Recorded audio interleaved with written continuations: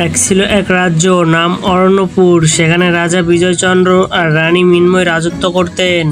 সবার মুখে মুখে ছিল রানীর কথা। চম্পা, জানিস রানী বড়ই বুদ্ধিমতী, কঠিন সমস্যাও নিমেষে বুঝে ফেলে। একদিন রাজার দরবারে এলো এক বৃদ্ধ সন্ন্যাসী, তার গায়ে মলিন কাপড়। নমস্কার রাজা মশাই। নমস্কার সাধু বাবা। মহারাজ, আমি 3টি প্রশ্ন রেখেছি। পৃথিবীর অনেক রাজ্যে কেউ উত্তর দিতে পারেনি। যদি আপনার রানী পারে তবে আমি এই রাজ্যকে আশীর্বাদ দিয়ে যাব। যথাজ্ঞা সাধু বাবা। প্রহরী, তোমাদের রানীমাকে ডাক পাঠাও। প্রণাম সাধু বাবা, বলুন আপনি কি জানতে চান? আমার প্রথম প্রশ্ন, বলো তো মা, পৃথিবীর কোন জিনিস যত বেশি দাও তত বেশি বাড়ে? যথা আজ্ঞা সাধু বাবা। আপনার প্রথম প্রশ্নের উত্তরটি হলো ভালোবাসা।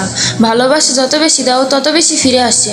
আমার দ্বিতীয় প্রশ্নটি হলো, পৃথিবীতে এমন কি আছে যা সবাই পেতে চায় কিন্তু পেলে আরও বেশি দিতে হয়? যথা আজ্ঞা সাধু বাবা। আপনার দ্বিতীয় প্রশ্নের উত্তরটি হলো জ্ঞান। মানুষ জ্ঞান পেতে চায়, কিন্তু প্রকৃত জ্ঞানী হলে আরো বেশি অন্যকে শেখাতে হয়। বাহ, অতি উত্তম। সবাই অবাক দৃষ্টিতে তাকিয়ে রইল রানীর দিকে, যে কিভাবে এত কঠিন প্রশ্নগুলোর উত্তর এত সহজেই দিয়ে দিচ্ছে।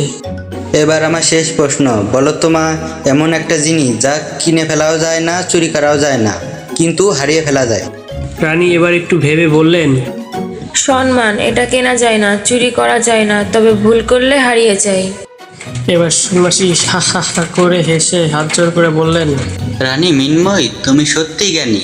আমি আশীর্বাদ করি যেন এই রাজ্য সুখে থাকে।